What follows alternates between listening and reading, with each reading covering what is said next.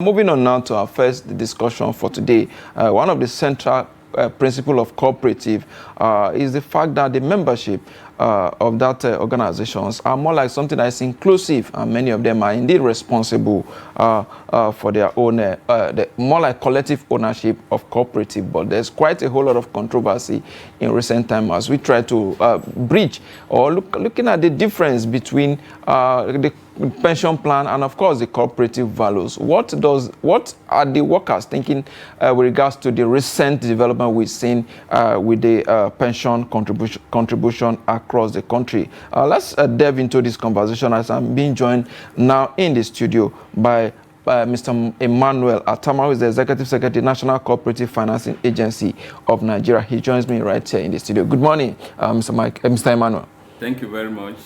All right. Good morning. All right. I'm sure you've been following development in the pension sector in recent times. We've seen a lot of dissatisfaction from workers. What will you think or say is responsible for that kind of actions we're seeing from workers and sometimes from retirees? Yeah, thank you. Okay, before you respond, let's take a very short break. We'll be right back. Glad to have you back from that very short break there. My guest, Emmanuel Atama, Executive Secretary, National Cooperative Financing Agency of Nigeria, is still with us right here in the studio. You're about to react to my earlier question about the workers and retirees being dissatisfied with the current pension scheme. Yes, the age in which we are requires promptness in whatever you do, because of the presence of technology that has made things very easy now as compared to what we have before.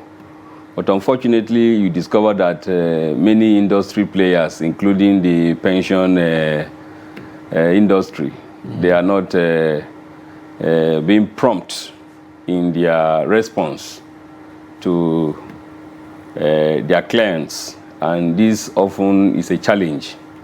And so you see that when people want to retire from work, it's as if they are going to go through a finance. They don't know when their funds are going to be given to them. These are funds that you see the pension fund administrators coming begging them. But when time came for them to take back their money becomes an issue. Complain here and there. So I believe that it is as a result of not meeting the expectation that is making a lot of people to be erratic and start complaining about the way pension is run. And in such a way that even those who are not part of pension are already complaining that it's not working. So I think there is a need to improve on what is on ground to make sure that these complaints are taken care of. Yes. Indeed, like you rightly pointed out, when PFAs are coming, are cutting employers to be part of their pension scheme, they come in with that, mild approach, gentleness, convince you, don't worry, just get the account and start remitting. But when it is time for you to even take some percentage out of your money, the bureaucracy, the difficulties you have to go through, the paper you will be asked to bring to take the money that was taken easily from you becomes somehow a problem. How do we address this? Are we really sincere about running this pension scheme, or is another way of robbing Nigerians of their hard-earned sweat? This is a very, very critical sector that should be addressed. Yes, I think, like I said earlier, we cannot throw away pension like throwing away baby with the well, it does seem water. That the aim within which a pension was created has been, defeated somehow. Because I've read a situation whereby a police officer said he retired from the service, and monthly he was being paid 22,000 naira, or even the gratuity and everything put together was not up to 5 million naira. How can somebody who has served this country for 35 years or more be given that kind of amount? Yes, I think the whole thing boils down to maybe the way the pension plan of that institution is structured. Because if you look at our country, you discover that there is a lot of discrimination when it comes to issue of pay. And the pension that is contributory, the extent to which goes to your pension fund depends on the contribution you are making, and also determine what you are going to get at the end of the day. So I believe that the Nigerian police force as a whole need to improve on their pension sum, so that at least when people that are guiding us, people that are have staked their life for us at their retirement, they don't have any reason to cry. They need to be handsomely rewarded. So I believe that it calls for a review to make sure that those who are in that category are happy at retirement. For someone like you, you have been in this sector, you understand pension, you understand cooperative. Now let's look at the both now. Between these two, between cooperative and pension plan, which do you think is more beneficial to workers? I mean, many of them are saying that they want to enjoy their money while they are still alive and strong. Thank you very much. I think cooperatives is more or less like an instant response, while pension is later. But in recent time, cooperative is also advocating that their members, especially those who are in the informal sector, embrace pension. And it may interest you to know that at the time I served as the chairman of a product working group for financial inclusion at the central bank.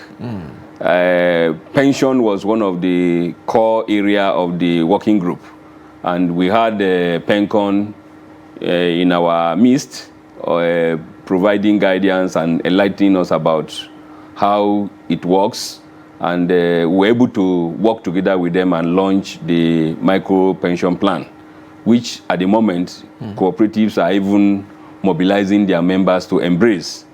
Why we are doing that is because if you are working and you are going to have a kind of social security protection, then pension should be one of it. And we have been mobilizing our members, telling them to embrace the micro pension plan. Interestingly as it is, it has two sides. When you make contribution, a percentage of it goes to withdrawable account, like a savings account, while the larger percentage goes to retirement savings account. And I think it has been growing from time to time. When we interface with them, they are happy that PenCon are happy that the micro pension plan is working. So for us... But are the contributors happy? I think that should be the first. The contributors are happy in the sense that for the first time, they also count themselves as pensioners to be. Unlike before, you are working on your own, you are in the informal sector, all is produced is consumed. So when you are old, you don't have something to fall back to. But now that they are part of the pension plan, when they are old, they now have something to fall back to. So it's something that we encourage every Nigerian to do. But like I said earlier, there is need for us to improve on the system. You see, Nigeria is not adopting a modern way of doing things. An organization will just sit down and remain where it is without moving. At least, PenCon should adjust, listen to the complaints of the people, see how they can attend to them and make contributors happy, so that people can embrace it. It's a good thing. I was telling somebody recently that, look, Nigeria is looking for money to borrow. The reason is because our systems are not working. If every Nigeria today that is of the age of work is contributing to pension, pension will have huge sum of money that government can borrow and do whatever infrastructural development that they will do that will also enhance business.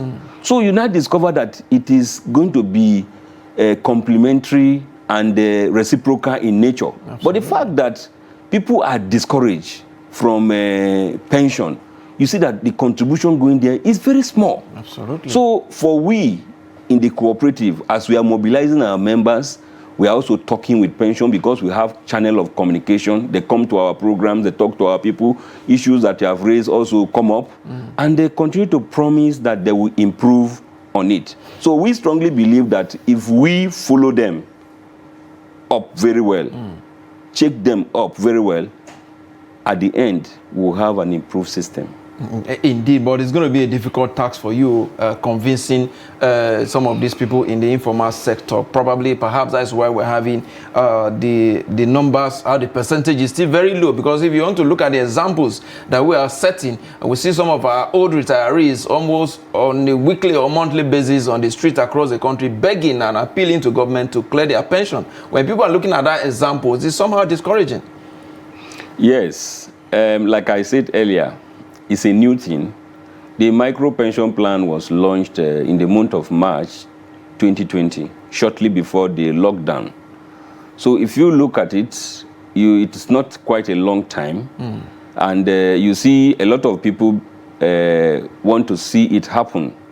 And they happen very well, given the complaints before they can stake their head in it. And like I tell you, when we talk to people that are in the informal sector, a lot of them are very happy about it because for the first time, they are also going to be recognized. And you see that if you are in the informal sector, no matter how you are doing very well and you don't have pension, when you are talking among your peers, you look like a nobody.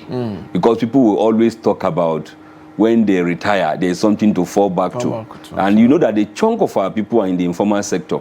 So I believe that with a good advocacy, just like we are doing, telling them the importance, and also PENCOM also agreeing with us, because as a new product, like I told you, the interesting part of it is that a percentage of it, about 25, 30% thereabout, are withdrawable. So once you send it in, the other one goes to the retirement account proper, and the other one goes to savings, so that when you need it, you can always take it. So the issue of having the whole sum in one place, pending when you retire and you don't know when to collect it, is there. It's not there in the informal sector. In the informal sector. But let's look at the formal sector, which is where the major issues are. If you are contributing, for example, you have a huge amount of money in your pension account, you're seeing it, the money, the cash flow every month into your account, but you cannot have access to this account.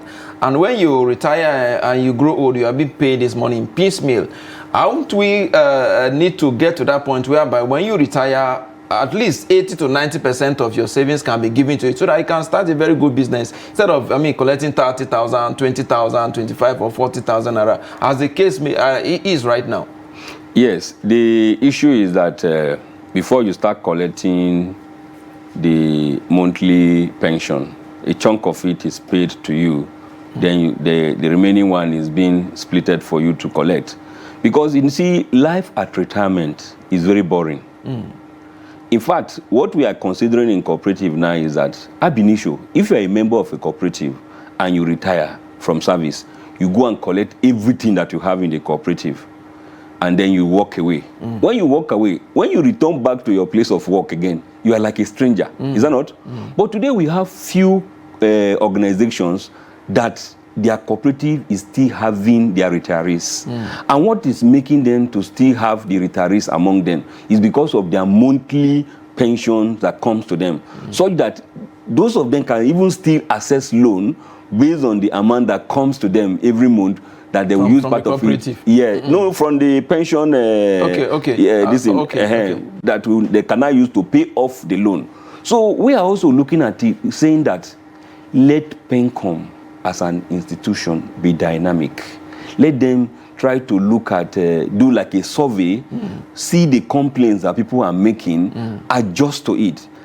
The lack of dynamism in it, the static nature of the rules around it is what is making people to complain, because some of these rules have been overtaken by time. So they need to make sure that they up what you can collect as lump sum, and then also what you can collect on a monthly basis, so that life can actually balance for you. So indeed, as we wrap up now this conversation now, what do you think should be done? You talk about technology, you talk about dynamism, talking about changes. But let's look at PFAs as we wrap up now, which is where sometimes the bottlenecks are. What kind of reform do you think we should have in that sector to make it easy for pensioners to access their fund at every point in time? Sometimes when you're out of job for about 4 months or thereabout, I think you're entitled to 25% of your savings.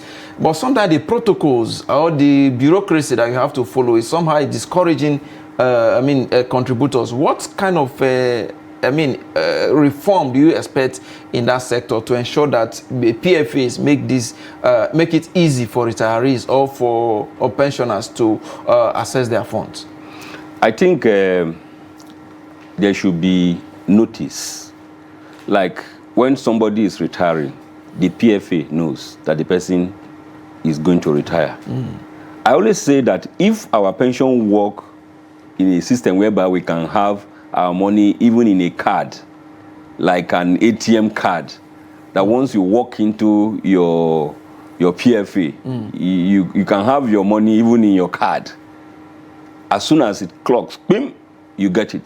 The PFA should be enthusiastic in informing the person, congratulating the person that you have happily retired and we are willing to avail you your money. The PFA should even in a way try to organize a kind of retirement training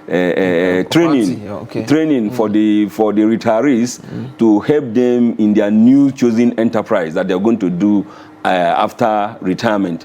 If there are some programs and activities like this, because some people when they are retiring, I tell you, it's like hell coming on them, you know. But if they are told, this is a new life you're about to start, we can help you, we've been keeping your money, it is now that we can even come to start helping you and whatever, it will be better. But the PFA will tell you that whatever you see them doing today is based on what is contained in the Pension Act.